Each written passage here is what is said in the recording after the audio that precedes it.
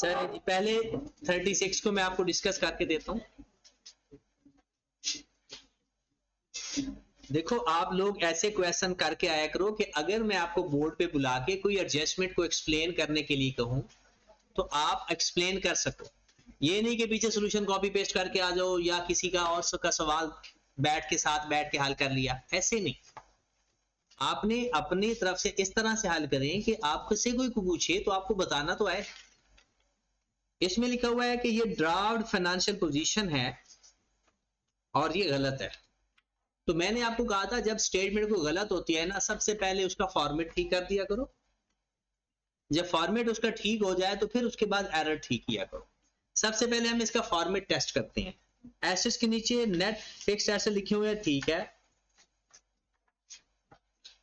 फिर स्टॉक लिखा हुआ ये भी ठीक है, ट्रेड रिसीवेबल ये भी ठीक है, ड्राइंग्स भी लिखी हुई है, ये गलत है। इसको यहां से उठाएंगे, इक्विटी के अंदर जाकर माइनस कर दें। फिर उसने कैश एंड बैंक लिखा हुआ है, ये ठीक है, ठीक होगी बात। फिर ओपनिंग कैपिटल ठीक लिखी, ठीक जगह पर लिखा हुआ है, नेट प्रॉफिट भी ठीक है, ड्राइंग यहां पर आ जाएंगी, ट्रेड पेबल भी ठीक है, अदर पेबल भी ठीक है, एक्रूड एक्सपेंस, डिस्काउंट रिसीव ठीक। अब डिस्काउंट रिसीव्ड लिखा जाता है एसओपीएल के अंदर, क्या कहां लिखा जाता है? एसओपीएल के अंदर। तो डिस्काउंट रिसीव्ड की नेचर क्या, ये इनकम होती है, तो जाकर प्रॉफिट में ऐड कर नेट प्रॉफिट के अंदर। अब आप कहोगे कि हम तो उसके अंदर माइनस करते हैं, ऐसे सोच सकता है ना बंदा जो हुआ। तो जो आपने सोचना है ना, ये भी सोचना है कि ये माइनस कहां से होता है, ये परचेजेस में से माइनस होता है, और परचेजेस हमारा एक्सपेंस है, परचेजेस हमारा एक्सपेंस है और उसमें से माइनस होता है, तो ये एक्सपेंस को कम कर रहा है ज्यादा, और अगर एक्सपेंस कम करेगा तो प्रॉफिट ऐड होगा। तो वैसे भी इसकी नेचर देख लेनी है ना कि ये इनकम है या एक्सपेंस है। अगर ये एक्सपेंस है तो प्रॉफिट में से माइनस होगा, अगर ये इनकम है तो प्रॉफिट में ऐड होगा। तो यहां से ये 480 माइनस करके यहां ऊपर 480 जाकर ऐड हो जाएगा और यहां से खत्म हो जाएगा। लो जी, डिस्काउंट रसीद वाले तो ओके हो गया। और ये जो यहां पर ड्राइंग लिखी हुई है, जब आप दोबारा बनाओगे तो ड्राइंग्स कहां जाकर लिखोगे? यहां पर, और यहां से जाकर माइनस करोगे। अब वो कहता है गुड्स कॉस्टिंग 5800, ये अमाउंट 1000 में है तो इसलिए मैं 5800 पढ़ रहा हूं। Received on December 19 were included in the year end physical count.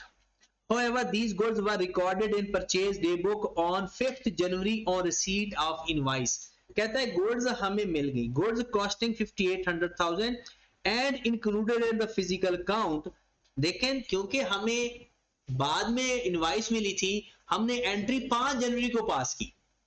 आपको आप याद रखें क्लोजिंग स्टॉक के अंदर तो ये शामिल है, लेकिन हमने इसकी जनरल एंट्री पास ही नहीं की। या तो इसकी जनरल एंट्री पास करनी चाहिए या क्लोजिंग स्टॉक से माइनस करना चाहिए। दोबारा देखें, एक स्टॉक हमारे स्टॉक के अंदर है बट उसकी एंट्री पास नहीं हुई, या तो स्टॉक ना होता या फिर एंट्री पास ना होती, पास हो चुकी होती, तो हम क्या करें, स्टॉक से माइनस कर दें या एंट्री पास कर दें? स्टॉक हमें मिल गया है ना, अगर स्टॉक ना मिलता तो फिर वो हमारा स्टॉक ना होता, ये स्टॉक तो मिल चुका है, एंट्री रह गई है तो एंट्री पास कर देते हैं। इनवॉइस है बाद में मिली है, फिजिकल इन्वेंट्री का कंट्रोल आ गया है ना, तो हम इन्वेंट्री की एंट्री पास कर देते हैं। तो एंट्री क्या कहीं लिखा हुआ पीरियोडिक या परपेचुअल? नहीं लिखा तो पीरियोडिक है। एंट्री पास करेंगे purchase debit account payable credit, कितने से? अब ये परचेज बढ़ा, प्रॉफिट कम कर रहा है ज्यादा, यहां प्रॉफिट में से माइनस और अकाउंट पेबल में ऐड। ये मैं इसके ऊपर ही बना दूंगा आपको फाइनेंशियल पोजीशन। परचेजेस प्रॉफिट में से माइनस हो जाएगा और अकाउंट पेबल में जाकर ऐड हो जाएगा। Goods sold on credit at a trade discount 10%, goods sold on credit 10% recorded at gross amount ₹6400। जब आप ट्रेड डिस्काउंट है तो वे तो वैसे ही नेट करके रिकॉर्ड करते हैं, इसका मतलब है उसने सेल्स ज्यादा रिकॉर्ड की, कितनी अमाउंट से? 640 से 640 से तो रिवर्स क्या करें, कैसे करेंगे? Sales debit account receivable credit 6। एक तो ये सेल डेबिट हो रही है, प्रॉफिट में से माइनस हो जाएंगी 640 और अकाउंट रिसीवेबल में प्लस होगा माइनस, क्योंकि अकाउंट रिसीवेबल क्रेडिट हो रहा है जी।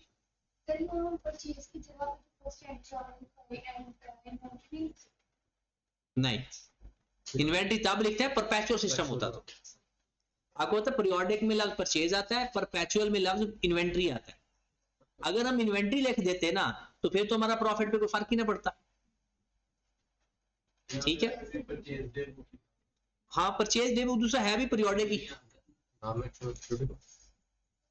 आपको पता है परपेचुअल सिस्टम में तो परचेज का लेजर ही नहीं बनता, उसमें तो इन्वेंट्री का लेजर बनता है। आगे चलते हैं जी। ये तीसरी ट्रांजैक्शन मैं पहले 2-3 लोगों से पूछूंगा क्योंकि आप लोगों ने किया हुआ है ना, इसकी एंट्री पूछूंगा और फिर इसका इफेक्ट मैं आपको बताऊं। सवाल लिखा हुआ है जी, ये सोच के आपने बैठना है क्योंकि 2-4 लोगों को, कितने लोगों को मसला है इस एंट्री? 1 2 3 लोगों को समझ लो, बाकी ठीक है, बाकी उसे मैं पूछ सकता हूं। सवाल ये है, a cheque of ₹500 issued by a customer, customer ने हमें एक चेक दिया as an advance, was dishonoured, dishonour हो गया, and returned by the bank December 2019, bank ने वो वापस कर दिया। No entry was made on return of cheque, वो जो चेक डिसऑनर होकर हमें वापस आया है ना, हमने उसकी एंट्री पास, हम मोस्टली, मैं आपको हिंट दे देता हूं, हम क्या करते थे जब चेक रिसीव करते थे तो उसकी एंट्री पास कर लेते थे, बोलना नहीं है किसी ने, बस एंट्री पास कर लेते थे। फिर जब रिटर्न होता था तो फिर रिवर्स कर देते थे, डन। अब हमने रिवर्सल की एंट्री पास की, तो उसने कहा रिटर्न की एंट्री पास नहीं की, तो रिटर्न की एंट्री पास कौन करवाएगा? मैदा। एक मिनट, अकाउंट कस्टमर, हमारा अकाउंट पेएबल तो नहीं होता, पढ़ के देखें, कस्टमर से चेक मिला है, सप्लायर का नहीं है ये चेक, बोलना किसी ने नहीं है।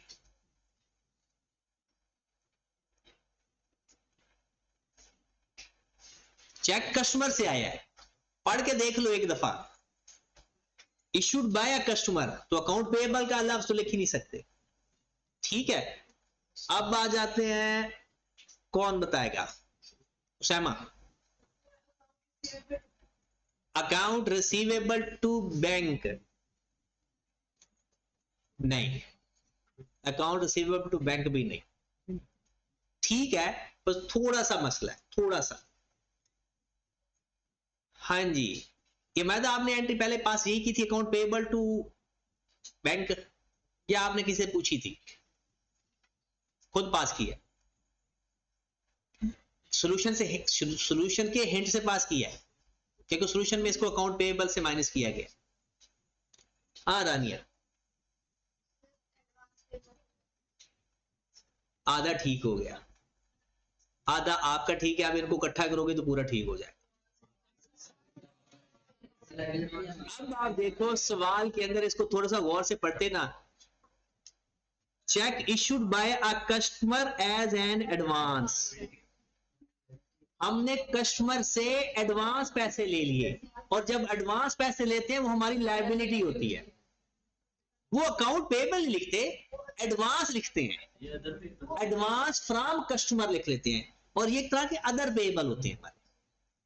नहीं बात समझ लगी? अब देखो ना, अगर आपने कस्टमर से चेक लेते, उसकी एंट्री पास करते होते normal bank to account receivable, वो ठीक एंट्री है। चेक डिसऑनर हो जाए, अकाउंट रिसीवेबल टू बैंक, आई कैप को मैं क्यों अप्रिशिएट करता हूं? आई कैप एक ऐसी एंट्री बता देता है कि जो हमें लग रहा होता कुछ और है, होती कुछ और है। एक गलती, दूसरी दफा हम ये दिमाग में बिठा लेते हैं कि जो हमें समझ लगती है उसमें कुछ ना कुछ मसला होता है, फिर आई कैप एक सीधी एंट्री दे देता है, जो आप सोच रहे होते होती भी वही है, लेकिन आप कहते हो नहीं, ये एंट्री ऐसी नहीं हो सकती, इतनी आसान नहीं हो सकती, आप फिर खुद चेंज कर देते हो, उसके अंदर फिर अपनी कोई साइंस लड़ा देते हो। आप वो किया करो जो उसके अंदर लिखा हुआ है, ना आई कैप की मानो ना अपनी मानो, जो ट्रांजैक्शन लिखी हुई है उसको ऊपर फोकस करो, उसको दोबारा पढ़ो। आपने जब एडवांस पैसे ले लोगे तो एंट्री पास होगी bank debit, advance from customer credit, या अदर पेबल भी से कहते हैं, एडवांस फ्रॉम कस्टमर। कितनी अमाउंट है? 5।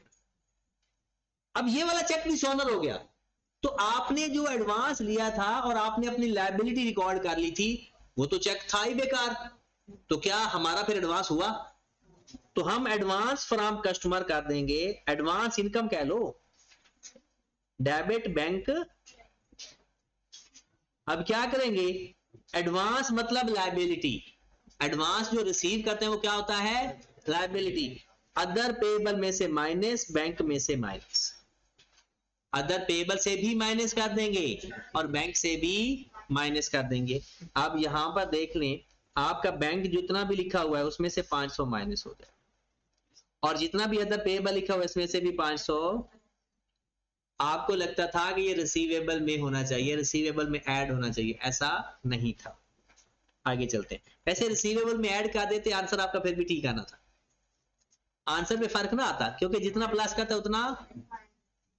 आगे चलते हैं, आगे तो आसान ही थे। An upgradation of plant to improve quality and efficiency was completed on 1st July 2019 at a cost of rupees 2500. The cost was charged to repair account. दो गलतियां आ गई, एक एसेट में गलती और दूसरी डेप्रिसिएशन की गलती। अच्छा, इसका मैं तरीका भी बता देता हूं। हाँ जी, पहला क्या करना था? रिपेयर को उसने डेबिट कर दिया,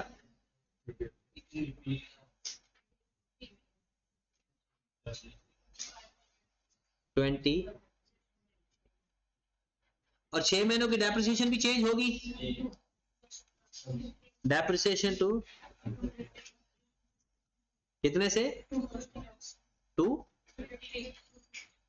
आप कहेंगे सर आपने डेप्रिसिएशन टू अक्यूमुलेटेड डेप्रिसिएशन क्यों नहीं लिखा? आपके पास ऊपर ना नेट अमाउंट गिवन है, आपके क्वेश्चन के अंदर अक्यूमुलेटेड डेप्रिसिएशन है ही नहीं, तो इसका मतलब है बुक वैल्यू वाली एंट्री पास कर दो, वो ज्यादा बेहतर है। और मैं आपको यही सजेस्ट करूंगा, रेक्टिफिकेशन ऑफ एरर के अंदर ना डेप्रिसिएशन की एंट्री डेप्रिसिएशन टू पीपीई पास कर लिया करो, आपसे गलतियां कम होंगी। अब 2500 नेट एसेट्स में ऐड हो जाएगा और 250 माइनस हो जाएगा, या नेट करके जाकर ऐड कर दो, तो आपका पीपीई के अंदर 2500 ऐड हो जाएगा और 250, फिर आपका रिपेयर डेबिट हो रहा है तो इसमें 250 माइनस हो जाएगा, रिपेयर डेबिट हो रहा है ना, और डेप्रिसिएशन क्रेडिट हो रहा है, क्रेडिट हो रहा है, इसमें ऐड होगा 2500, और डेप्रिसिएशन 250 से माइनस। प्रॉफिट को मैंने आपको पहले कह दिया था अलग करके हल किया करो, वो उसी तरह 7 स्टेटमेंट के अंदर हल नहीं होता, वरना इसी तरह रश लग जाएगा अमाउंट का। तो इसके बाद खत्म,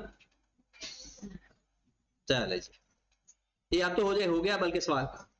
अगर आपने करना है तो ये आप 22590 में 2500 प्लस 250 माइनस, इनको नेट कर लें और इसको नेट कर लें और ये यहां से खत्म कर दें, आपका टोटल आ जाए जी। 37 पे आए जरा, कौन सी?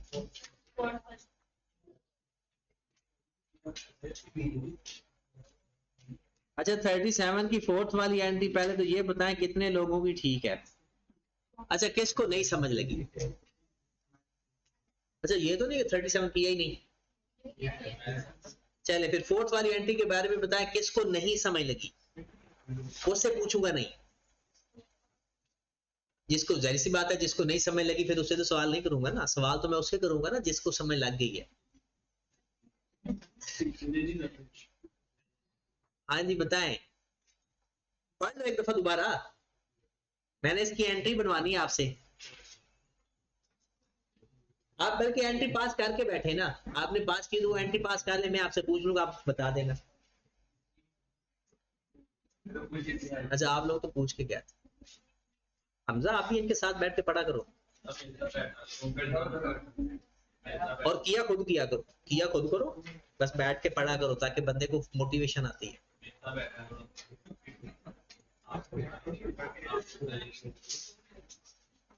हाँ जी डन।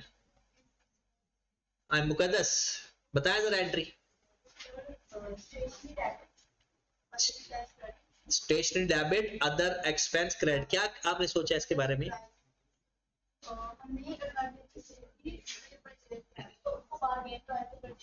ठीक है लेकिन वो कह रहा है हमने एडजस्टमेंट नहीं लिखी, लेकिन हमने थ्री क्वार्टर्स में लिया था जो स्टेशनरी के हमारे पास दे रहे थे, तो इसको 3/4 कर देंगे। ठीक है कर दिया। किस में? तो हमने स्टेशनरी में क्या करेंगे? 3/4 जो आपने किया 1500 या 15,000। अच्छा चलो नूर आपको क्या समय लगी ऐसे एडजस्टमेंट की? हाँ ठीक है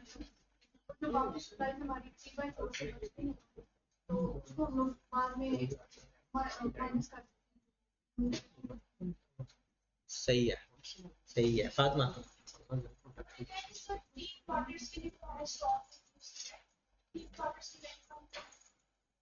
उसका क्या करेंगे? स्टॉक का स्टॉक में ऐड कर देंगे। कौन से स्टॉक में ऐड करेंगे? स्टेशनरी के स्टॉक में नहीं। हाँ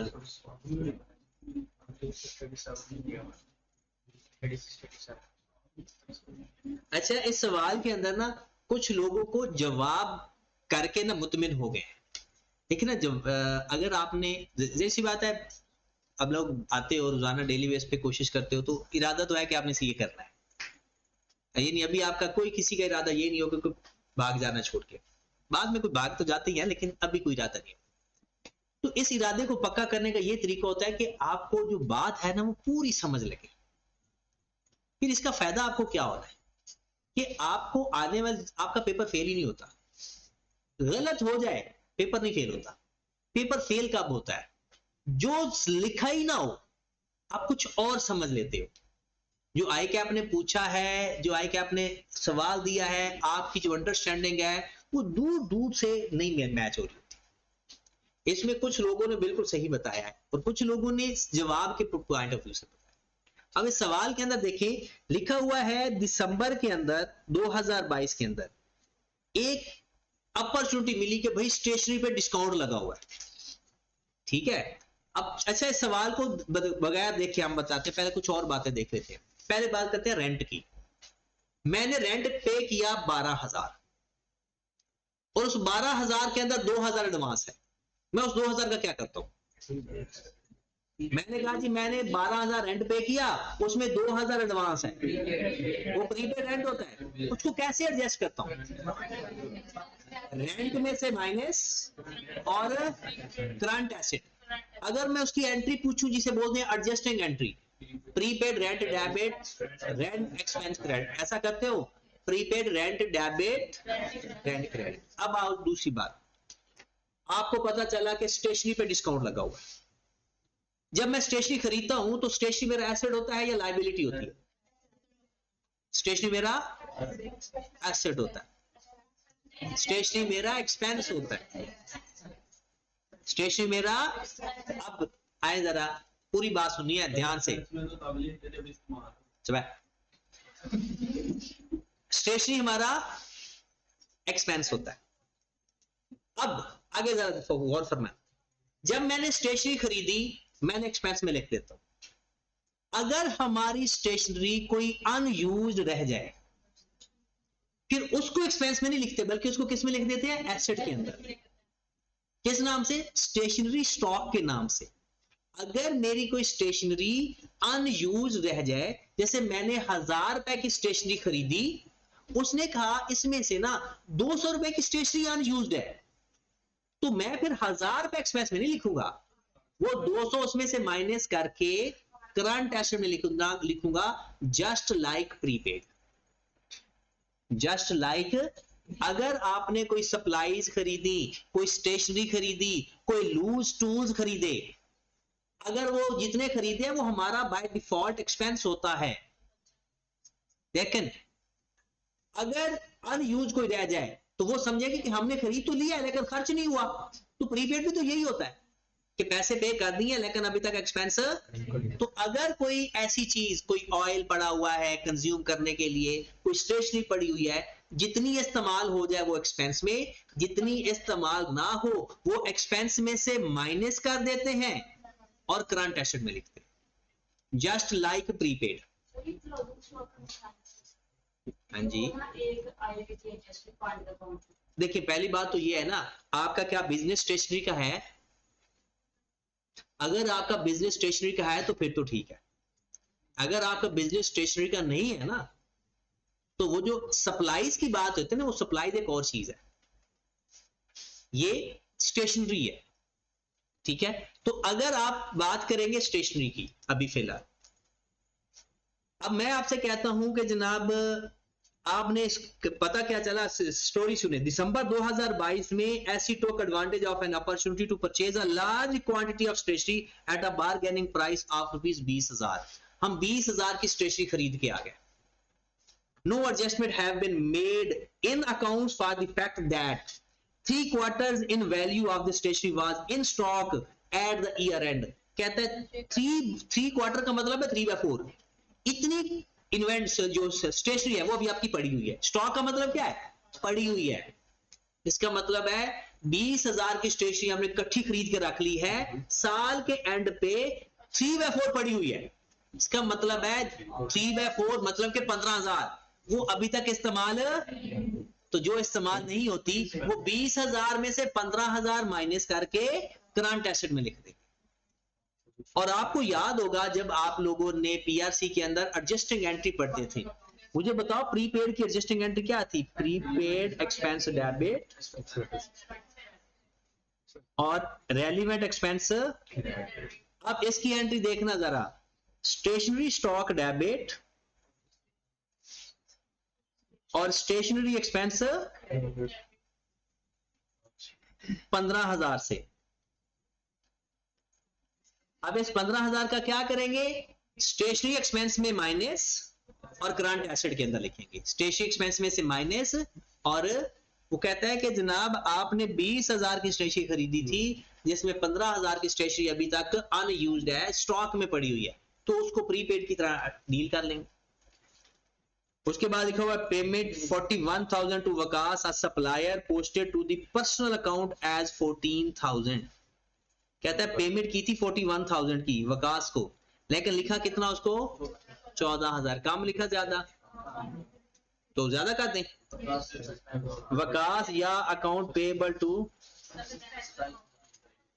अब 27,000 तो जाकर अकाउंट पेएबल से, और अगर आपका सस्पेंस अकाउंट पड़ा हुआ है, लेकिन ये देखना है ना, अगर क्रेडिट साइड पर पड़ा तो उसमें ऐड होगा, बल्कि आप तो लेजर बनाते हो ना सस्पेंस का, सस्पेंस का लेजर बना के उसको खत्म कर दिया करो।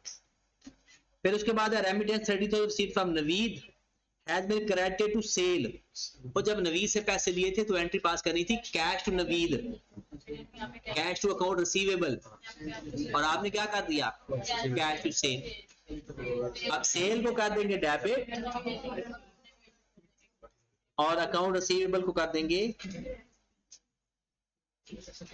ये सवालों के अंदर एक खूबसूरती और आ सकती थी कि अगर प्रोविजन फॉर बैड डेट्स भी होता है ना, तो जब अकाउंट रिसीवेबल ठीक होते हैं तो प्रोविजन फॉर बैड डेट्स को भी ठीक करते हैं।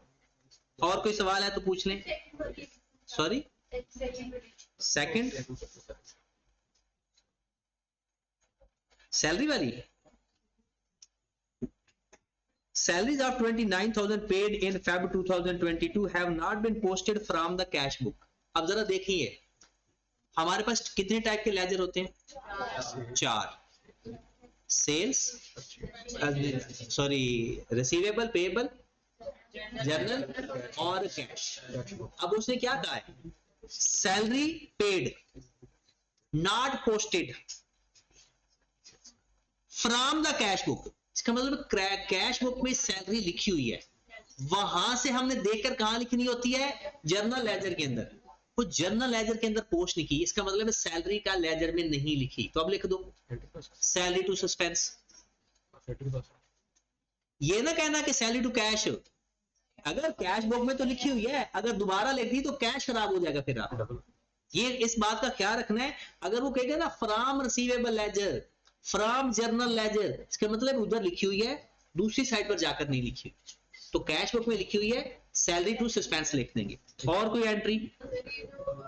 स्लाइड में था 20,000 था, 15,000 तो हम एसेट्स में ले गए, बाय डिफॉल्ट एक्सपेंस होता है, लेकिन बाद में करंट एसेट में ले गए। हाँ 15,000 को एक्सपेंस में हमने रिवर्स कर दिया, हुआ है। हाँ जी, क्योंकि हमने जब हम खरीदते हैं ना तो पूरी डेबिट करते हैं एक्सपेंस को, जब एडजस्ट करते हैं तो उसमें रिवर्स करते हैं। हाँ जी, खत्म होगी बात इसके। अब आपने एमसीक्यूज और जो भी थ्योरी तो मैंने जो पढ़ाने वाली थी वो साथ ही पढ़ा दी थी।